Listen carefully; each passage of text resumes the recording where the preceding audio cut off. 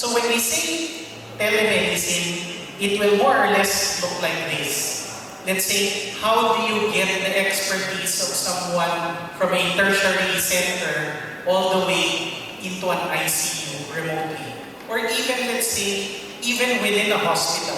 Let's say you only have one intensivist on staff, on call. How do you get him to see as many as 32 or 100 ICU patients? So this is the application of telehealth. So it could be within a hospital itself, if let's say you have a lot of beds, or let's say outside the hospital to remote far-flung areas. So when you say telehealth, this will use various technologies such as video conferencing. There will be data storage, so not all of the data is immediately presented. Let's say, for example, how do you store an ECG that you take now and show it for review 4 hours later to a doctor elsewhere? Okay? You will need remote devices. Let's say, for example, alarm notification in your handheld devices. Telephony is one, of course, it's an existing infrastructure. And then increasingly, let's say in the West, patients want access to their own information. How do you do that? And nowadays, you have apps in your smartphones for virtually everything. How can you use your smartphones that virtually everyone has? How do you use it to meaningfully integrate into the clinical workflow? So, when you say a monitoring solutions portfolio, nowadays it's not just the bedside monitor. There is an entire IT infrastructure surrounding it. Then, let's say for example, for diagnostic cardiology, you're not just referring to an ECG card, or let's say being able to access the patient's previous Holter reports, or let's say how to integrate cath lab clinical data. All of this can now be managed into an electronic ECG database, such that even if a patient was, a big part of ECG is comparing previous ECGs to the one in front of you now. How do you do this electronically so that you can incorporate it in a workflow? How do you make the ECG paperless? Okay? So again, when you say patient monitoring now, let's say for example, looking at EEG, it's good if you can see the EEG at the bedside, but what if you don't have the expertise for that? How do you share this data? Of course, the obvious way is to use your smartphone to take a camera and send a picture, but how do you do that formally? How do you make it a part of the workflow? So, collating all this data, presenting it meaningfully to the clinician, that is the challenge that you need to do. So everyone is familiar with the concept of logistics. When you say logistics, it's like delivery. So you need to make sure that you deliver the right thing to the right person, the right customer, right? Similarly, from a clinical perspective, this is how information should be treated as well from a clinical perspective. So when you see clinical information logistics, this is the right information to the right clinician to the right time. So for example, again, taking the example of EEG. The EEG may not be meaningful to the bedside nurse at that point of time. But if there are changes, you need to be able to take this information and send it to the appropriate escalation. So let's say you need to send it to a neurologist. Okay?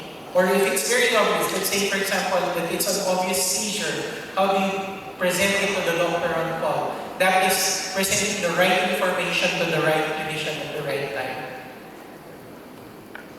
Okay? So again, this is not just a discussion of the bedside devices. It's good because monitors nowadays are so versatile, you do not need a permanent dedicated EEG card on the bedside. Oftentimes, these parameters, let's say for example EEG, they are just modules that plug in, and you can turn any bedside monitor into a continuous EEG machine. So that is how equipment should be multi-purpose, not just do the usual ECG, SpO2, and blood pressure. They need to be able to do specialized parameters as the patient needs. And then increasingly, let's say for example, nowadays, monitoring devices become small and portable. So let's say what if you have a patient monitor the same size as your phone, and then you don't need to disconnect the patient from the monitor. The patient monitor can follow the patient as they go from emergency to ICU to operating theater, so that all the inpatient information follows that patient wherever he goes. So something that sort of like you don't need to unhook and disconnect a patient as he moves from care area to care area in the hospital.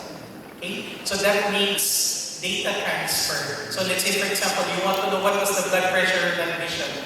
You don't need to look at the paper chart to review.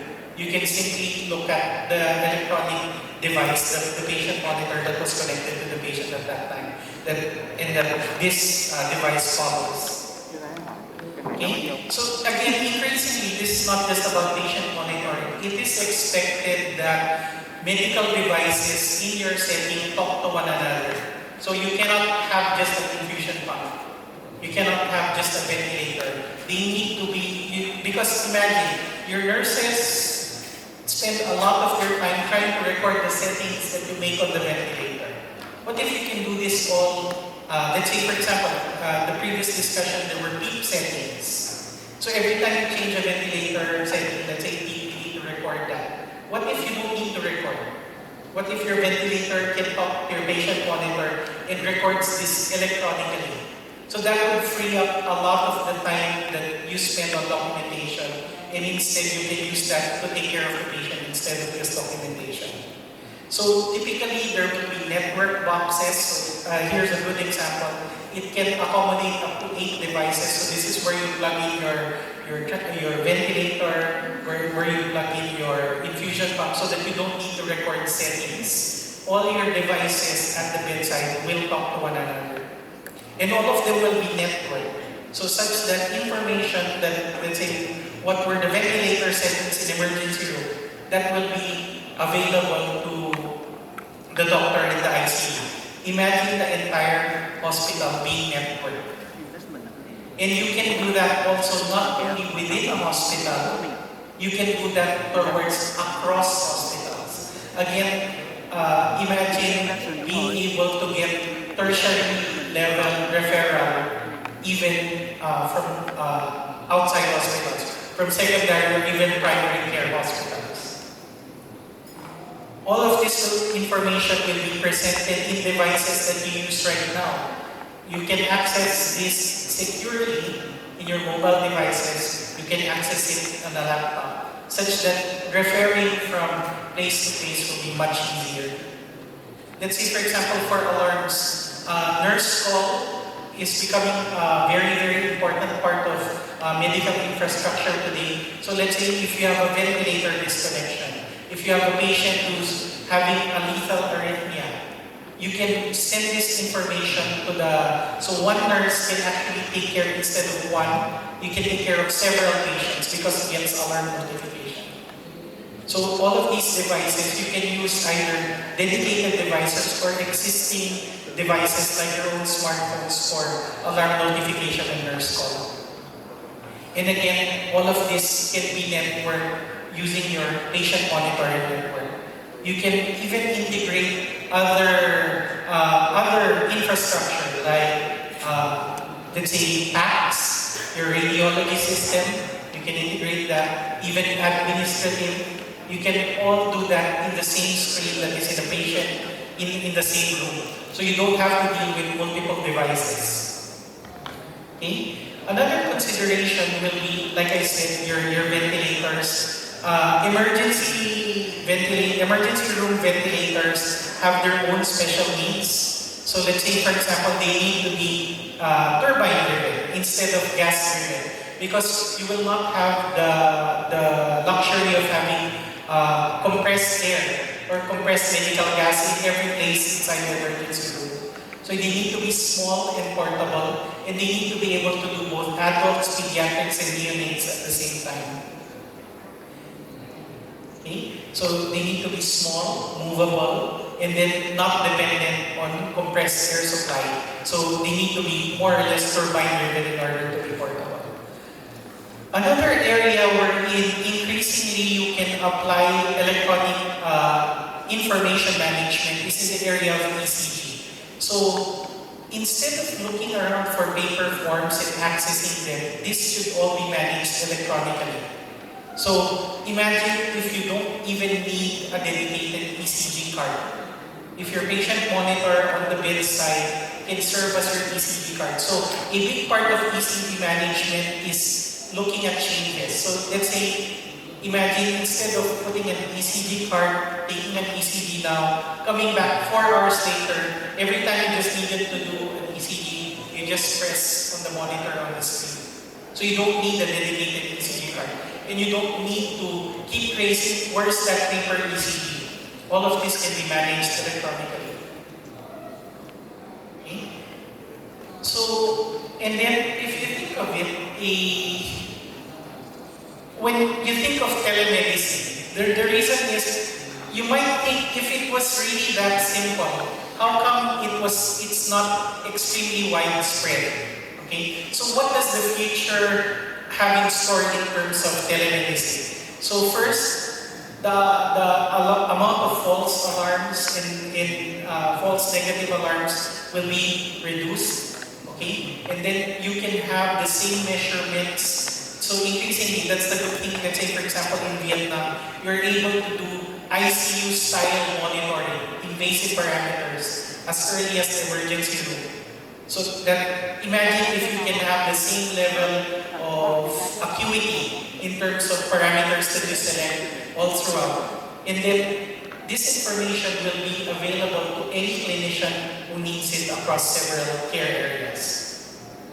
Now, a big part of why adoption has been slow is that you will ask, is telemedicine safe? Is it really safe to be asking a doctor who's miles away or in a different part of the hospital to do consult? Existing information on this say the answer is yes. So which means, let's say for example, in management of blood glucose, in management of heart failure, what the systematic reviews say is that it is more or less the same. It doesn't make a difference